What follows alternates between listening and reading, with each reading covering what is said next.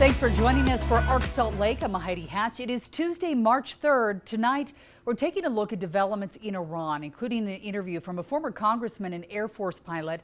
First, though, our Brian Schnee has an update on the Corey Richens murder trial. Day 7 in the Corey Richens trial, all about the money. Where did the dollar go? Did Corey Richens have control of it all? What did Eric Richens know? And where did the money fall in line with the real estate enterprise? The witness on the stand that spent the entire day there, Brooke Carrington, was a forensic accountant who was called by the state. They spent until 2:38 this afternoon talking to Mrs. Carrington about all of the different things that had to do with Corey Richens' money and investigating that money. And what we did learn, at least through that testimony, is that Corey Richens was in the negative. What did she use the money for? A lot of them were debt payments or expenses that she either paid or attempted to pay to rehab vendors like contractors and subs and trades for her properties. Did she also try to pay herself? Yes, she did. Carrington spent some time outlining some of the documents and the graphics that were shown to the jury, including one that shows what Corey Richens was involved in terms of her real estate business. K. Richens Realty, which was more of a buy and sell or buy and flip properties, with some in 2019, 2020, large increase of properties and flipping in 2021, and then the big purchase for $2.9 million. That was going through in 2022. That was the Midway Mansion property, which has been discussed here throughout this case, something that the jury learned a little bit more about today, including how much Corey Richens needed to borrow in order to actually buy the $2.9 million property that involved multiple lenders. These are the checks that Corey Richens wrote from her Navy Federal Credit Union account to herself and deposited them into the America First Credit Union accounts. And they were returned unpaid. They bounced. Finally, the defense had their opportunity for some cross-examination.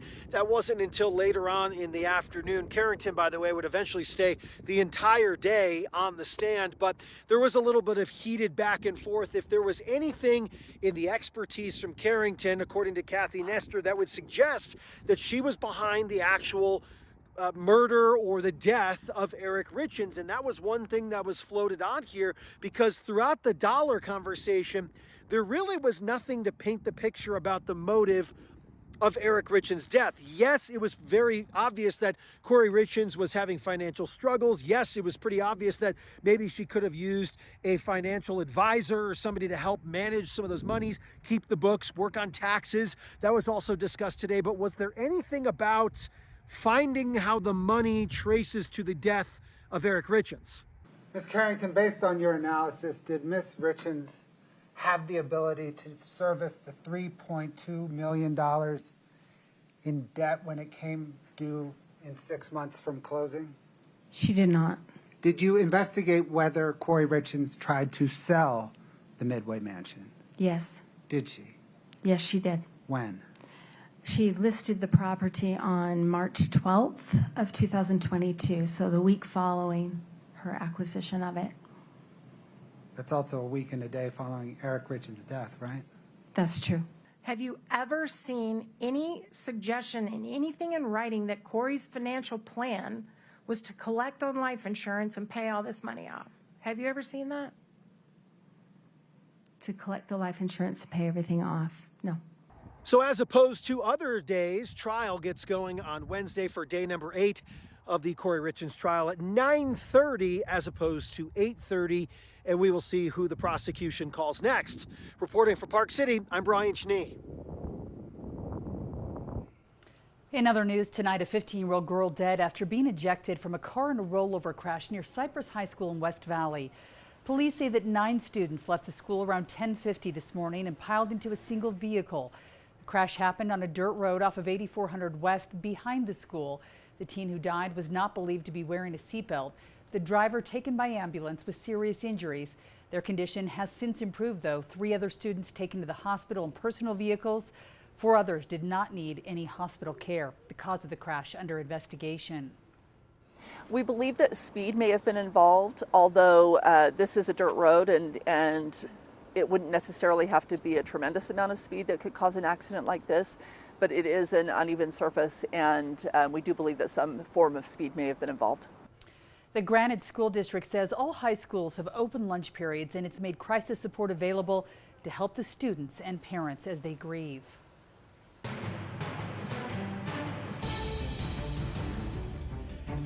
President Trump saying today the U.S.-Israeli missile strikes on Iran were, quote, something that had to be done, arguing he believed Tehran was getting ready to attack. With the war on its fourth day now, 6 U.S. service members have been killed. Israel sending troops into Lebanon today as the war widened, and Iran launched retaliatory strikes all across the region, including a hit on the U.S. Embassy in Saudi Arabia.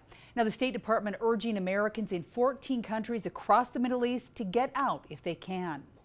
Israel's role in the escalating conflict with Iran is under intense scrutiny after Secretary of State Marco Rubio said the U.S. knew an Israeli strike was coming and that it helped drive America's timing. National correspondent Kayla Gaskins with more on the political fallout from Washington.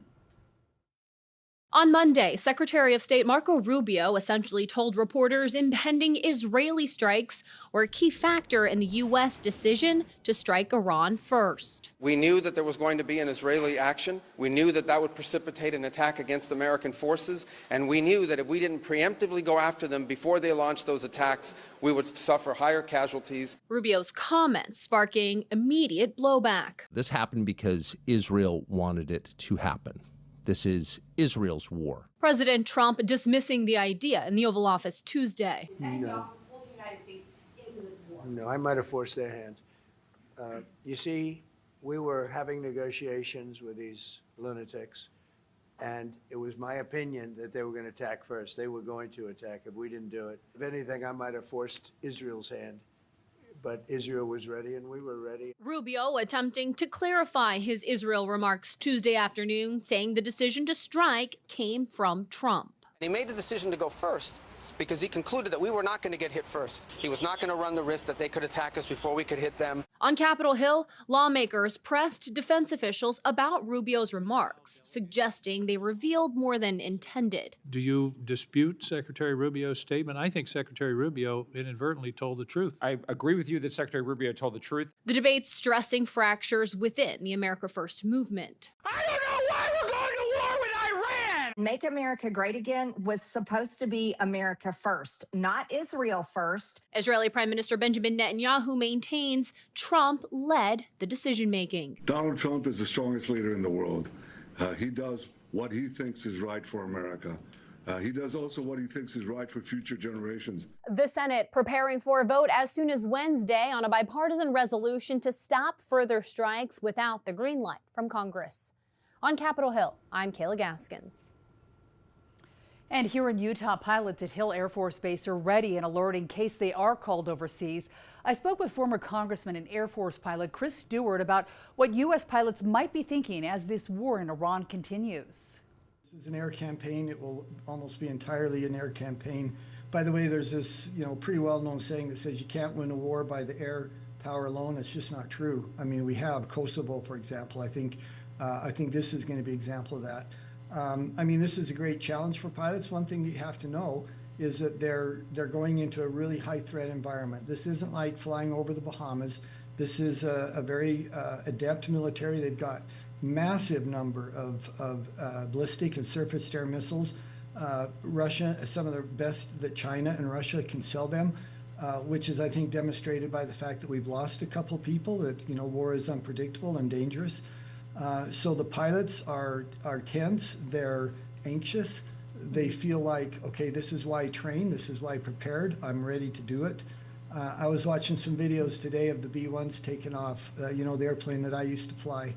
And, those guys hit the afterburners at night on takeoff in these massive blue flames. And, it gives me a bit of a chill thinking about what those pilots and aircrew are going through. But once again, God bless them, and I hope they're not doing it for more than a few weeks. When you were in Congress, you covered a lot of the area of Hill Air Force Base. You talked to families there. Do you still have a sense of what's happening in the Hill Air Force Base community, and if maybe they're serving in Iran right now, or at least on standby to head that direction? Yeah, you know, some of them certainly are. They are. Others will be on alert and they'll be ready to deploy if necessary. You know, I still work closely with our military and national security forces. I maintain my security clearance and do, you know, quite a lot of work in this area still. I can tell you that Hill Air Force Base has a reputation as one of the finest bases in the Air Force, and I'm not just saying that because I'm a homeboy. I mean, it's really true. The fighter pilots there, the others, including the air refueling wing, very, very great. I mean, they just have such a great reputation. I'm sure they're anxious to serve and engage and do whatever the president commands them to do, and their families as well. I mean, their families are. Hill Air Force Base has one of the strongest support systems from the community, and supporting their families. It's just a beautiful thing. Coming up here on Arc Salt Lake, what a senior economist says about gas prices as the war in Iran continues.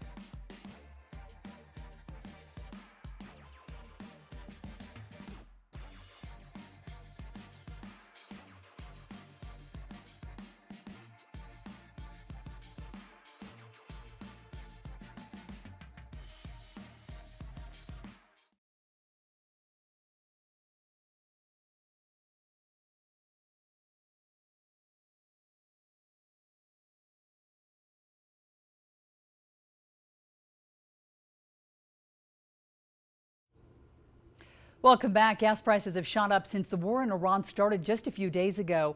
Right now, drivers are seeing the biggest one-day jump in gas prices since Hurricane Katrina in 2005. According to AAA, the national average was 11 cents higher today. 2 News spoke with senior economists from Zions Bank about what Americans can expect for their wallets.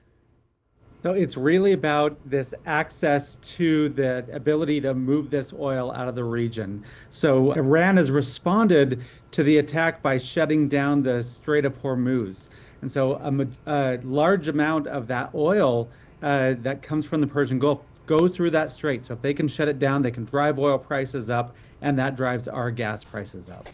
But because we're in a global market, most of that oil doesn't actually come to America.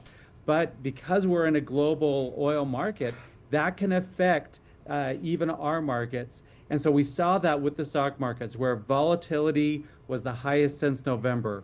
Overall stock market, the Dow Jones Industrial Average dropped 1,000 points before it recovered. And so we can see how that increase in uncertainty can really cause increases in volatility and potentially in inflation. It is important to be price conscious.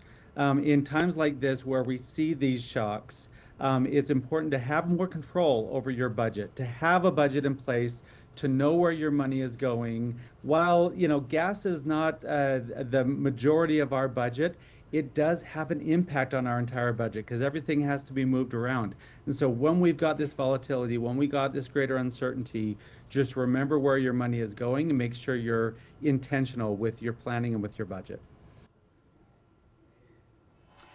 Also today, stocks taking a tumble to end the session. All three major indices ending in the red, though they did trim some of their losses from earlier in the day.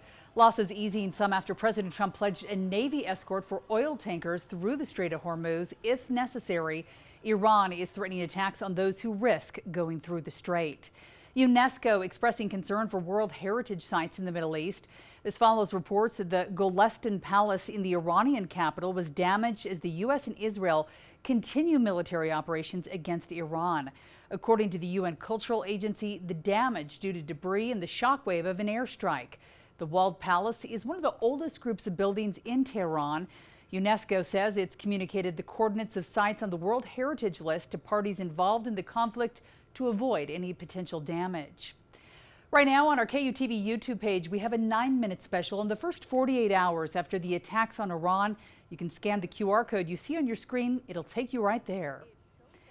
Utah Senator Mike Lee wants to sack the NFL. He's calling for a review of antitrust exemptions for the Football League's dealings with streaming platforms. Senator Lee wants to know if the NFL policy, which forces fans to pay exorbitant prices for streaming packages, are aligned with the Sports Broadcasting Act. To watch every single NFL game last season on TV, Lee says fans would have had to spend at least $1,000. And on Utah's Capitol Hill, the state will not be adding a 13th state holiday to the list. The State House of Representatives rejected a bill which would have made Election Day a holiday here in the state. It failed 33-39. Republican Brian Wilcox was behind the proposal.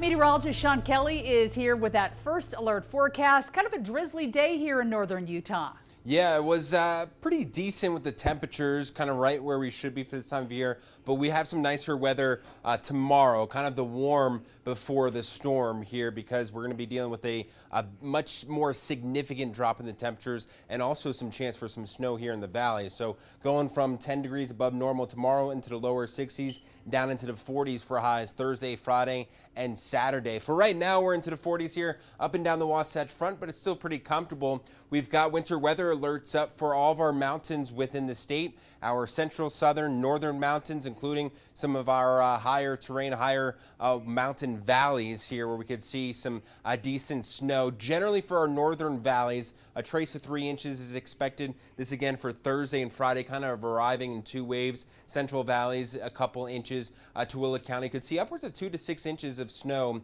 with some good lake effect snow developing Friday morning along the Wasatch back in southwestern Wyoming. Could see upwards of 3 to 8 inches in the mountains. Generally could see a half a foot all the way up to maybe 16 inches of snow before this is all said and done. So here's our next storm here moving in across the Pacific Northwest. Be kind of slow moving, and we'll be dealing with a calm, warm day tomorrow with the wind starting to ramp up as we get into tomorrow evening here. You can see by 4 p.m. tomorrow we're still dry, but here comes our cold front, our storm, falling temperatures, increasing winds, and brief rain changing over quickly to snow here late Wednesday night through early Thursday morning, and then turning more isolated and a little bit of a lull in the activity Thursday, from the morning into the middle of the day. Some scattered snow showers down towards the south, and then more isolated showers Thursday evening into Friday morning. But we'll have to watch out Thursday evening into Friday morning for some lake enhanced and some lake effect snow. So we'll be watching out for that. In the meantime, those lows overnight, we're going to be dealing with temperatures here down into the 30s and 20s. Going to be on the colder side. Highs tomorrow pretty nice. We're into the 60s. Plenty of sunshine down towards the south and east. In the St. George area, we've got temperatures that'll be going from the 70s down into the 50s for Thursday. Breezy to windy weather through the next few days. We spring forward, lose that hour of sleep, but get the later sunset. We're actually going to be dealing with a 7:30 p.m. sunset 1 week from tomorrow, so that'll be nice to see. Temperatures for you, by the way, staying in the 70s for much of next week as well. Across the Wasatch Front, there's our cool down here. Some snow from Thursday into Friday. Nicer weather as we dry things out into the weekend, and it'll feel more like spring once again. We'll be back into the 60s by early next week.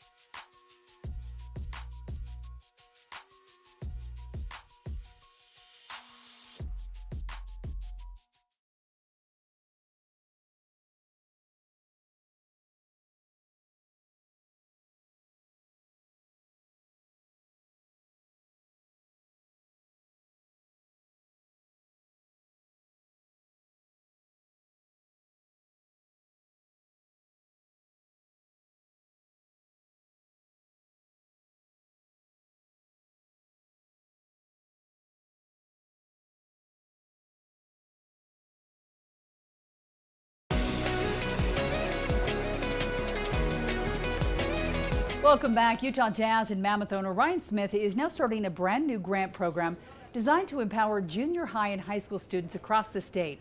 It is called Assist for Good. Students can submit an application. It includes an action plan to address a specific challenge facing their school and their student body. Yeah, that's right. Winners will receive up to $2,000 in grant funding to address the issue. Up to 10 schools will be selected to receive funds. For details, you can go to segfoundation.org.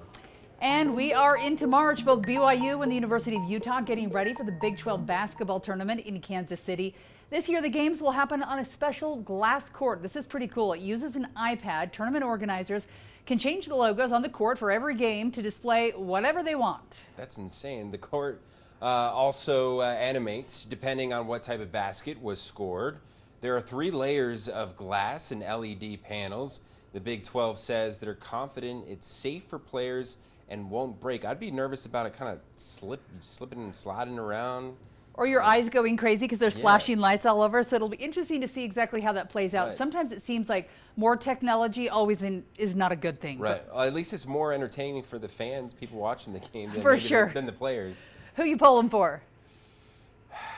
Either or. You've got weeks to go. Yeah. All right. Thanks for watching. We'll see you later.